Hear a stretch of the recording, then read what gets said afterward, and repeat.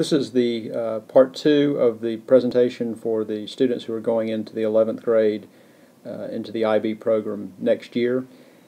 This is the back side of your registration form, or as you might call it, the fun side, because this is where you get to make some choices. You have some elective options back here and some courses that are kind of outside the lines a bit. So I want to walk through one required course and then some of the other options that you have on this side of the registration form.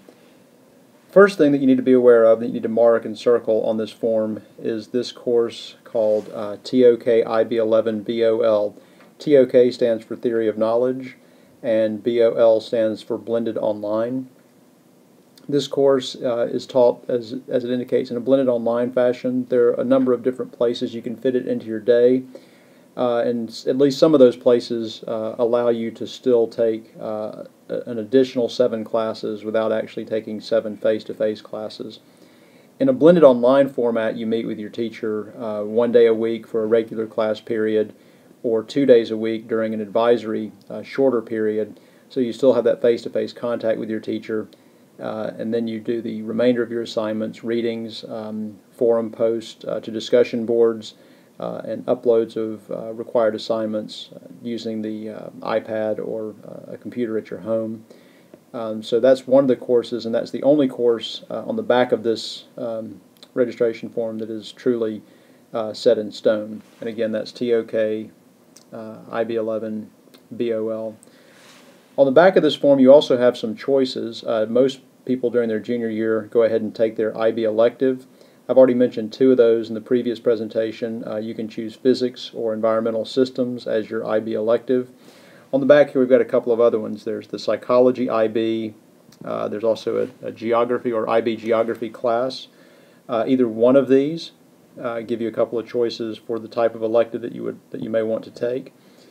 And then some of you are probably in some of our fine arts programs. You might be in band, for example, or you might be in theater class, or you might be in choir.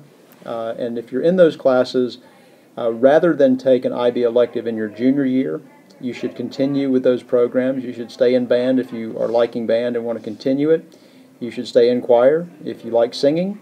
You should stay in theater if you like acting. So please don't drop those classes simply in order to come over here and take an elective that you may not have an interest in.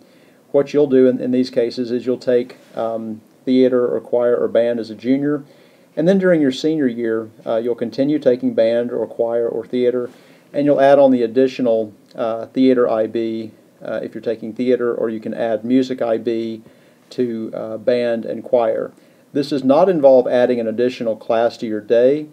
Music IB is co-taught or really co-seated with either band or choir. Theater IB is co-seated with Theater Arts Advanced. So while you're taking the advanced theater class, for example, you're also going to be able to fulfill the IB requirements for your theater course in terms of IB. Again, those will be deferred to your senior year. Don't sign up for IB Music or IB Theater as a junior. You'll simply sign up for band or choir or theater. That's really about all there is on the back of the form.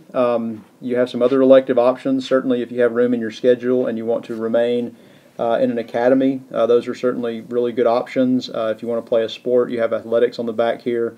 If you have not yet fulfilled your fine arts requirement and you have room within a 7-period day, you should go ahead and take care of your fine arts requirement. But this should get you squared away. If you count up your IB classes, you'll have the 5 on the front that I mentioned, the 4 core plus a foreign language. And then if you're taking your IB elective in your junior year, that will be a 6th class. Remember, this TOK blended online, you have some flexibility with when you schedule it. So even though TOK IB11 blended online might appear on your schedule as an 8th class, it in fact could meet during advisory, or could meet 1 day a week, for example, during 0 or 7th period, which would still leave you a full 7-period day in addition to the TOK IB11. I hope this has been helpful. Again, if you have any questions, talk to your teachers, talk to your counselor, or come by and see me. Thanks.